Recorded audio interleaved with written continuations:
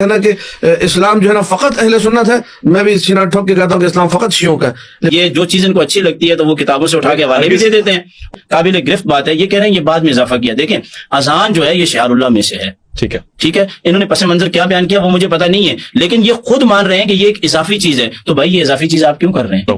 بات وہ ہوگی جو اللہ اور اس کے رسول کی طرف سے نافذ ہے، انہوں نے خود اپنی زبان سے مان لیا یہ اضافی چیز ہے۔ پتہ چلا کہ شیعہ حضرات اپنی کتابوں کے اندر اضافہ کرتے ہیں، اور جب اضافہ کرتے ہیں یہ ثابت ہو گیا تو پھر ان کے مذہب پر کم از کم سنی ہونے کے اعتبار سے ہم اس پر کوئی اعتماد ذرہ برابر بھی نہیں۔ کہ ہماری اذان وہی اذان ہے جو من جانب اللہ ہے، ہم نے اس میں کچھ اضافہ نہیں کیا، ٹھیک ہے۔ اشہد ان لا الہ الا اللہ وحدہ لا شریک لہ، کہ اللہ کی طرف سے ہے نہیں ہے، ہر عالم اسلام کہہ رہے ہیں، یہ کیا اضافہ کہلائے گا؟ نہیں کہلائے گا۔ اشہد ان محمد رسول اللہ کے بعد صلی اللہ علیہ وآلہ، یہ لوگ آل کو کھا جاتے ہیں، ہم لوگ تو خیر کہتے ہیں وآلہ، ٹھیک ہے۔ کیا یہ اضافہ کہلائے گا؟ نہیں کہلائے گا۔ میں آپ کے سامنے کاش کہ یہ اپنی کتابیں پڑھ کے آتے تو یہ کبھی نہ کہتے کہ ہم نے رسول اللہ پہ الزام لگایا اور ہم نے یہ کہہ دیا کہ حی علی خیر العمل نکال دیا اور جو صلاۃ و خیر العمل شامل کر دیا۔ میں ان کی کتابوں کا حوالہ دیتا ہوں کہ علم کلام کی ان کی بہترین اور شرح آفاق کتابوں میں سے، میں ان کتابوں کے حوالے سے بات کر رہا ہوں۔ اور تفتازانی سعد الدین تفتازانی نے اور کوشجی نے مبحث الامامہ، امامت کی جو بحث ہے، تجرید کتاب خواجہ نصر الدین طوسی کی، یہ علم کلام کی وہ کتاب ہے جس پر شیعہ سنی سب نے شروعات لکھی ہے۔ علم کلام کی ایک اہم کتاب، اس میں یہ جملے موجود ہیں سعد الدین تفتازانی کے بھی اور کوشجی کے بھی۔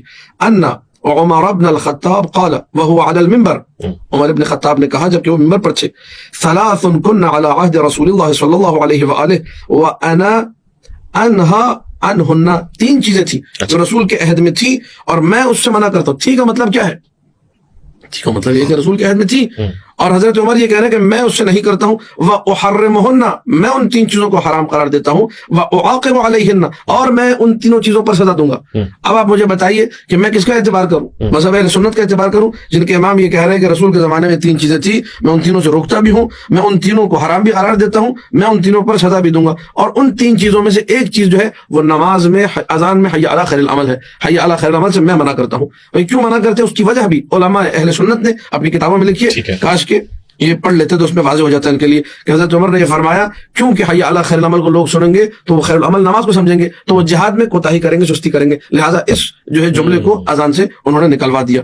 پھر اسی طریقے سے اور دنیا کی کتابیں میں دنیا کے حوالے موجود اہل سنت کتابیں جس میں یہ واضح موجود ہے۔ حضرت ابو بکر کے زمانے میں بھی حی علی خیر العمل تھا، ٹھیک ہے، اس کو بھی جو ہے انہوں نے نہیں دیکھا کہ جو حضرت ابو بکر کے زمانے میں موجود ہے، حضرت عمر نے آ کے نکالا ہے۔ دوسری دو چیزیں متعۃ الحج ہے، وہ یہاں ذکر نہیں تھا جو میں نے ابھی کھولا ہوا تھا کتاب کا حوالہ، اور تیسری چیز متعۃ النساء ہے۔ متعہ النساء جو ہے وہ بھی رسول کے زمانے میں تھا، متعۃ الحج حج تمتع وہ بھی رسول کے زمانے میں تھا۔ ان تینوں چیزوں کو حضرت عمر نے دین سے نکال دیا اور اس سے منع فرمایا۔ اہل سنت دین رسول پہ عمل نہیں کرتے، دین حضرت عمر پہ عمل کرتے۔ آپ بتائیے ہم کس کا اعتبار کریں؟ دین حضرت عمر کا اعتبار کریں یا دین رسول خدا کا اعتبار؟ مفتی صاحب نے ایک اور بات جو ارشاد فرمائی کہ شیعہ حضرات جو ہے نا اپنی اذان میں اہل سنت کو گالیاں دیتے ہیں۔ بولن تو ہے کہ گالی دینا اس طریقے سے اہل سنت کو گلی کوچے کے اندر آ کے، میں ایسے طالب علم ہوں، میں حرام سمجھتا ہوں۔ میں مسجد اور منارہ اذان میں جا کے دینا بہت دور کی بات، بہت اچھی بات، بہت اچھی بات کی آپ، دل خوش ہوا۔ میں تصور بھی نہیں کر سکتا کہ کسی اہل سنت بھائی کو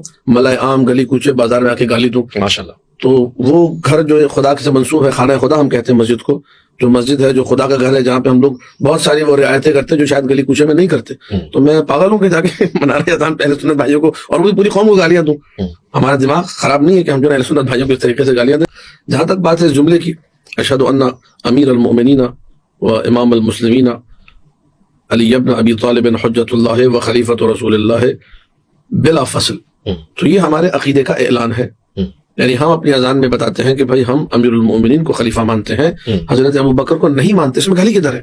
یہ میں کیمرے کے سامنے کہہ رہا ہوں، اور میں پہلے بھی اپنے آپ کے پروگرام میں کہہ چکا ہوں کہ میں اس مملکت خدا پاکستان میں رہتا ہوں، تو میں تشیع کا جو ہے نا کوئی مثال کے طور پہ مجھے چھپانے کی ضرورت نہیں کہ میں شیعہ ہوں، میں علی اعلان شیعہ اور ڈنکے کی چوٹ پہ شیعہ ہوں۔ یہ سنی ہے، علی اعلان سنی ہے، الحمدللہ یہ حسن ہے اس پاکستان کا۔ ہم لوگ ساتھ بیٹھے ہوئے، میں ہوں سنی قادری ٹن ٹن ٹن، ایک نعت بھی ہم نے سنی تھی، بڑی مزے کی نعت تھی، مولانا کو بھی سلامت رکھے۔ تو یہ سنی ہے، بہترین ہے، سبحان اللہ۔ میں شیعہ ہوں، میں اپنی جگہ ہوں۔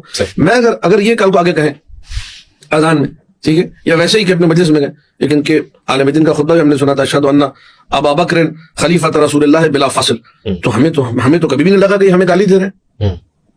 آپ کا عقیدہ یہ ہے بھائی، آپ حضرت ابو بکر کو خلیفہ بلا فصل مانتے ہیں، آپ کو مبارک ہو، ہم نے تو نہیں کہا کہ آپ ہمیں گالی دے رہے ہیں۔ ہم جب یہ کہہ رہے ہیں تو آپ کو کیوں لگ رہا ہے کہ ہم گالی دے رہے ہیں؟ ہاں یہ ضرور ہے کہ جب آپ کہیں گے کہ حضرت ابو بکر خلیفہ بلا فصل ہے اس میں ہمارے عقیدے کی نفی ہوتی ہے، اور جب میں کہتا ہوں کہ امیر المومنین علی خلیفہ بلا فصل ہے اس میں آپ کے عقیدے کی نفی ہوتی ہے، لیکن اس میں گالم گلوچ کا کوئی تصور نہیں ہے اور یہ اس کا لازمہ ہے، تشریح نہیں ہے۔ ہم کہتے ہیں امیر المومنین خلیفہ بلا فصل ہیں، اہل سنت برادران ہمارے بھائی وہ چوتھا خلیفہ مانتے ہیں، ہم لوگ پہلا خلیفہ مانتے ہیں، اور یہی تشیع اور تسنن کی شناخت ہے۔ اگر اس کو نکال دیا تو ہم سب ایک ہو جائیں گے، پھر شیعہ سنی رہے گا ہی نہیں کوئی۔ آپ نہیں چاہتے ہم ایک ہو جائیں؟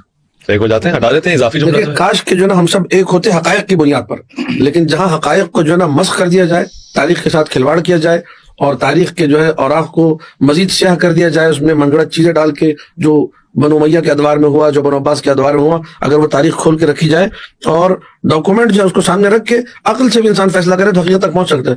کہ یہ عقائد کی کتابیں اٹھا کے ہمیں حوالہ دے رہے ہیں اور کہہ رہے ہیں کہ حضرت عمر نے یہ کیا۔ ہماری کسی بھی ایسی کتاب کے اندر جیسے فتاوی شامی میں دکھا دیں، بخاری میں دکھا دیں، مسلم شریف میں دکھا دیں، یہ نسائی میں دکھا دیں، قرآن میں کہیں دکھا دیں، کہیں پہ بھی نہیں، تفسیر کے اندر دکھا دیں۔ یہ ایک جناب سید میر شریف کو لے کے آگے اور علامہ تفتزانی کو لے کے آگے میں نے یہ کہا حضرت عمر پہ، نعوذ باللہ میں نے الزام لگایا، میری کیا مجال کہ میں حضرت عمر پہ الزام لگاؤں۔ میں نے یہ کہا کہ جی وہ متع حج اور متعۃ النساء حضرت عمر نے نکالا اور اس پہ سزا معین کی اور کہا کہ میں منع کرتا ہوں، میں حرام کرتا ہوں، یہ میں نے ان پر الزام لگایا۔ میں نے الزام لگایا اچھا یہ تفسیر مفاتیح الغیب، تفسیر مفاتیح فخر الغیب، الدین رازی کی کتاب ہے، اب کیمرے پہ ریکارڈ ہے میں سب کے سامنے۔ شیخ فخر الدین رازی یہ فرماتے ہیں وہا ہونا نوع آخر من التمتع مکروہ وهو الذي حذر عنه عمر رضي الله عنه وقال متعتان كانتا على عهد رسول الله صلى الله عليه وآله وأنا أنهى عنهما وأعاقب عليهما متعة النساء ومتعة الحج۔ یہ فخر الدین رازی کی تعبیر ہے، یہ کیسے انکار کر سکتے ہیں؟ برملا بیٹھ کے کہ جو ہے ان کی کتاب میں ہے نہیں اور میں الزام لگا رہا ہوں۔ آپ فخر الدین رازی کے بارے میں کہیے، ان کے بارے میں امام اہل سنت ہے، انہوں نے الزام لگایا۔ قال القرطبی، یہ بندر ٹاؤن میں چلے جائیں، گرو مندر پہ آج ہی میں کتابیں لے رہا تھا، وہاں تفسیر قرطبی سامنے لگی ہوئی ہے، ٹھیک ہے، جامع الاحکام کی تفسیر کا نام ہے، جلد نمبر 2 صفحہ نمبر 392۔ والوجه الثالث من التمتع هو الذي توعد کہتے ہیں توعد، ڈرانے دھمکانے کو، جس پہ ڈرایا دھمکایا عمر بن الخطاب رضی اللہ تعالی عنہ۔ وقال متعتان كانت على عهد رسول الله صلی اللہ علیہ وسلم، یہاں دیکھیں وآلہ نہیں ہے، انا انہا عنہما واعاقب علیہما، یہ کون کہہ رہے جی؟ امام قرطبی، میں نے الزام لگایا۔ وقال ابن عادل الحنبلی فی اللباب فی علوم الكتاب جلد نمبر 3 صفحہ نمبر 370 واتمام التمتع المکروہ وهو الذي خطب به عمر رضی اللہ تعالی عنہ وقال متعتان كانت على عهد رسول اللہ، تمتع مکروہ جس کا اتمام جو ہے مکروہ ہے، یہ وہ ہے جس کے بارے میں حضرت عمر نے فرمایا تھا کہ متعتان كانتا على عهد رسول اللہ صلی اللہ علیہ وسلم، یہاں بھی وآلہ نہیں لگا ہوا، اہل سنت آل کو کاٹ دیتے۔ وانا انهى عنهما واعاقب عليهما متعة النساء ومتعة الحج، یہ میں نے الزام لگایا۔ وقال القماش فی تفسیرہ جامع لطائف التفسیر، قبلہ فرما رہے تھے کہ کسی تفسیر کی کتاب میں نہیں، یہ ساری تفسیر کی کتاب ہے۔ یہ آپ شیئر کر سکتے ہیں مفتی صاحب کے ساتھ تاکہ جی وہ میں اپنی رائے دے بالکل دیں۔ بھیج دوں گا۔ ما روی عن عمر رضی اللہ عنہ انه قال في خطبته متعتان كانتا على عهد رسول الله صلی اللہ علیہ وسلم انا انهى عنهما واعاقب عليهما، ذکر هذا الكلام في مجمع الصحابہ، سارے صحابہ کے سامنے تھا عمر نے کہا تو سارے صحابہ بھی سن رہے تھے۔ وما انکر علیہ احد فالحال هنا لا يخلو، اما اب یہ اہل سنت کا کلام پڑھو، میرا کلام تو ہے نہیں، اما ان يقال انهم كانوا عالمين بحرمة المتعة فسكتوا او كانوا عالمين بانها مباحة ولكنهم سكتوا على سبيل المداهنة، جانتے تھے متع حرام ہے پھر بھی ساکن ہو گئے، یا جانتے تھے متع مباح ہے لیکن یہ کہ وہ جنگ و جدال نہیں چاہ رہے تھے، مجادلہ نہیں چاہ رہے تھے کہ معاملات بہتر رہیں، یا یہ کہ وہ اباحہ کو جانتے نہیں تھے اور حرمت کو بھی نہیں جانتے تھے تو وہ اس میں متوقف تھے۔ تو یہ ساری کی ساری جو بحث ہے یہ میں نے تو نہیں لکھی اس کتاب کے اندر، تحریف تو نہیں کی، کتاب بازار میں موجود ہے، جا کے خریدے۔ میں پاگل تو نہیں ہوں کہ حضرت عمر جیسے عالم اسلام کی قضاوت شخصیت پہ الزام لگاتا ہے وہ بھی کیمرے کے سامنے، لہٰذا میں نے جو بات کی ہے اس کی یہ ساری دلائل جو ہے موجود ہے۔ پاکستان ٹھیک ہے، اسلامیہ جمہوریہ پاکستان، ان سے گزارش ہے پاکستان کا آئین پڑھے جا کے، ٹھیک ہے، اس آئین کے اندر سب کو حقوق دیے گئے ہیں اور قرآن اور سنت کے مطابق یہ آئین بنا ہے۔ اگر یہ ادعا کر سکتے تو کریں کہ قرآن خالی حنفی ہو گئے، پاکستان کا آئین قرآن کے مطابق، لہٰذا یہ کہنا کہ اسلام جو ہے نا فقط اہل سنت ہے، میں بھی سینہ ٹھوک کے کہتا ہوں کہ اسلام فقط شیعوں کا ہے۔ ان کو اچھے طریقے سے پتا ہونا چاہیے کہ امام راضی کے حوالے دے رہے ہیں اور یہ امام قرطبی کے، امام قرطبی مالکی ہے اور امام راضی جو ہے وہ شافعی ہیں، یہ بات ذہن میں رکھے، بولیں گے نہیں بیچ میں۔ میں کہہ رہا ہوں اہل سنت میں تو آتے میں آ رہا ہوں، جو یہ حوالے دے رہے ہیں اس میں حج تمتع کے دلائل فقہی طور پہ دیے جا رہے ہیں، یعنی کہ حضرت عمر رضی اللہ تعالیٰ عنہ منع کرتے تھے، وہ کوشش کی جا رہی ہے کہ یہ حضرت عمر رضی اللہ تعالیٰ عنہ نے کیا، یہ شافیوں کا اور حنفیوں کا ایک دلائل ہے۔ جتنی حدیثیں انہوں نے پڑھی ہیں اس کے آخر میں دیکھ رہا تھا ابھی کتاب میں، نہ تو بخاری کا نام آیا نہ مسلم کا نام۔ کی بات سے واضح ہو گیا کہ اہل سنت کا جو دین ہے نا وہ بخاری اور مسلم پر ہے۔ میری بات کے بیچ میں نہ بولے، میری بات کے بیچ میں نہ بولے، مجھے بات کرنے دیں، غلط بات نہیں کر رہا۔ آپ نے کہا کہ جو نا صحیح بخاری سے مسلم میں کہیں نہیں ہے، میں نے آپ کو دنیا کے حوالے دیا، آپ نے کہا صحیح بخاری سے مسلم میں نہیں ہے، اب میں آپ کو اگر صحیح مسلم دکھا تو اس کے بعد یہ کیا کہیں گے وہ بھی سماعت فرمائیے گا۔ صحیح مسلم शाफी हैं, मैं यही कहूंगा। बुखारी से देंगे वो भी शाफी हैं, अभी मैं ये यही तो कहूंगा। बड़ा मसला